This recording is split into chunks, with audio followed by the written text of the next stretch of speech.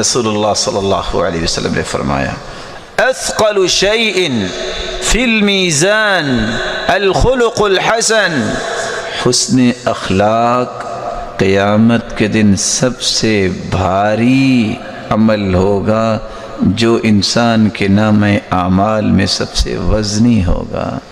حسن اخلاق سے مراد نرم گفتگو، اچھی گفتگو، عدل و انصاف کی گفتگو، بلکہ 3 لفظوں پہ غور کیجئے، طلب الحلال، اجتناب المحارم، والتوسعة علی العیال۔ اخلاق یہ ہے حلال کی تلاش کرو، حرام سے بچ جاؤ اور گھر والوں پہ وسعت کرو۔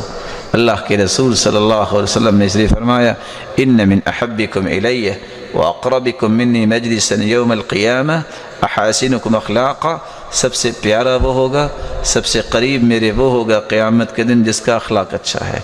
جو شخص حرام کھاتا ہے، جو شخص حلال کی طلب نہیں کرتا، اس کا اخلاق کیا ہے؟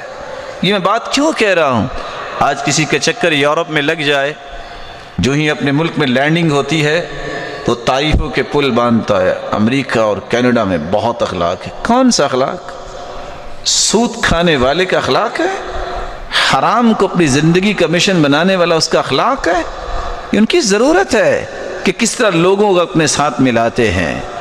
مسلمان کا مشن اتنا سستا نہیں ہوتا کہ چند باتوں کو دیکھ کے وہ اپنا مشن بدل لے، اور یہ بات بھی حقیقت ہے، یہ مسلمانوں کا مزاج ہونا چاہیے اخلاق، جو اگر کافر بھی لے لے گا تو دنیا میں اس کو بدلہ تو ملتا ہے اس کو بھی، ہاں آخرت میں کچھ نہیں ملے گا، کیونکہ اس نے اللہ اور اس کے رسول پر ایمان کی وہ حقیقت کو سمجھا نہیں اور محمد مصطفیٰ پہ ایمان لایا نہیں ہے۔